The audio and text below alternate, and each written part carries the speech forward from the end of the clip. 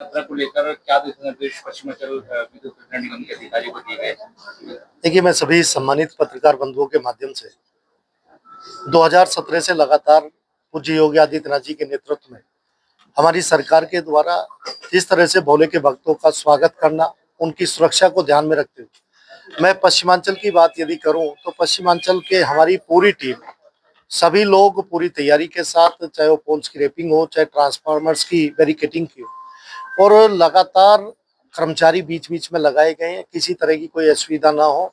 हम लोग लगातार जो हमारा कंट्रोल रूम बना हुआ उससे भी हम लोग टच में हैं, और विभाग पूरी तैयारी करे हुए है कि भगवान भोलेनाथ के जो भक्त हैं वो जिस आस्था के साथ जल लेकर आए अपने गंतव्य तक पहुंचे, और जिस आस्था के साथ वो आए हैं पूरा विभाग पूरी तैयारी के साथ चाहते हैं कि किसी तरह की कोई असुविधा किसी को ना हो। सर, देखने को मिला पिछली बार आपने किटोर का भी जिक्र किया, लाली चौहान में हाइट थी डीजे की और तार लटक रहे थे, हादसा हो गया। इसको लेकर के कोई ध्यान रखा गया? और जो शिविर आजकल लगा लेते हैं तारों के नीचे या पोल्स के मिला करके, उसको लेकर के निर्देश दिए गए? देखिए, विभाग ने पहले ही इसमें हम लोगों ने लोगों से निवेदन भी किया है, और एक नियम भी बना है कि इतनी हाइट तक हम लोग कावड़ लेकर आ सकते हैं। डीजे की भी हाइट को भी इस बार सीमित किया गया है कि इतनी हाइट होनी चाहिए। देखिए, जिस उत्साह के साथ वो आते हैं किसी तरह की कोई परेशानी ना हो, और जहां अपने लाइंस के नीचे की बात की गई है उसको भी हम लोगों ने विद्युत सुरक्षा की टीम के माध्यम से, अपने विभाग के बाकी लोगों के माध्यम से, कि कहीं भी किसी तरह से तारों के बीच में कहीं कोई इस तरह का शिविर ना लगे, ऐसा निवेदन भी हम लोग कर रहे हैं। 19-12 के द्वारा भी कॉल करके मॉनिटरिंग की जाएगी शिविर की। देखिए, मैंने यही कहा है, और एमडी मैम ने निर्देश भी दिए हैं कि 19-12 के माध्यम से भी जो प्रमुख शिविर लगे हुए हैं उन पर भी हम लोग लगातार संवाद बनाकर उनसे बात करते रहें, किसी कोई असुविधा ना हो। और हमारा फोकस ये भी है कि कोई भी गांव जहां उनकी एंट्री है 23 तारीख में, 22 तारीख में फिर एक बार हम लोग निरीक्षण करके कहीं किसी तरह की कोई असुविधा ना हो, ये प्रयास भी हम लोग करेंगे। मंत्री जी, लगातार शिविर संचालकों की शिकायत आ रही है कि पोर्टल चल नहीं पा रहा है और ऐसा ही कनेक्शन मिल नहीं पा रहे हैं।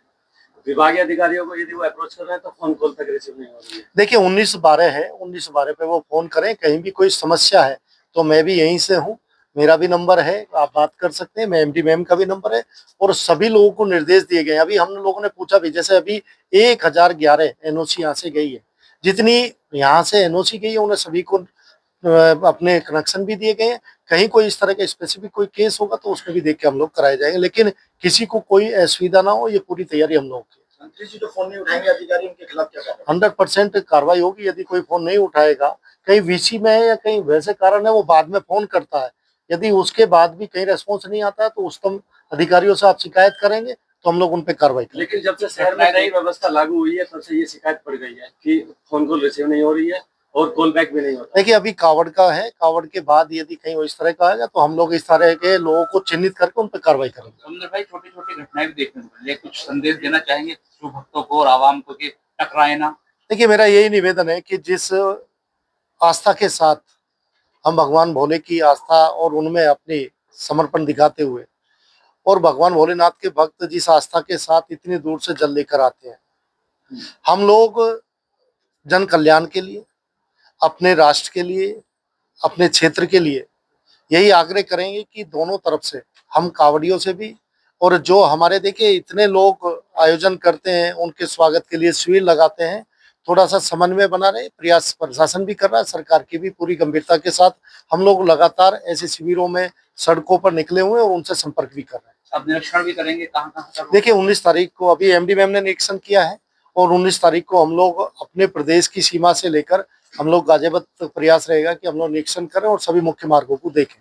तो शिविर हो या अन्य इलाके में 24 घंटे बिजली की व्यवस्था की गई है? पूरी तरह से निर्देश दिए गए हैं, कहीं किसी तरह कोई असुविधा ना हो, और विद्युत आपूर्ति पूरी तरह से निर्बाध विद्युत आपूर्ति की जाए।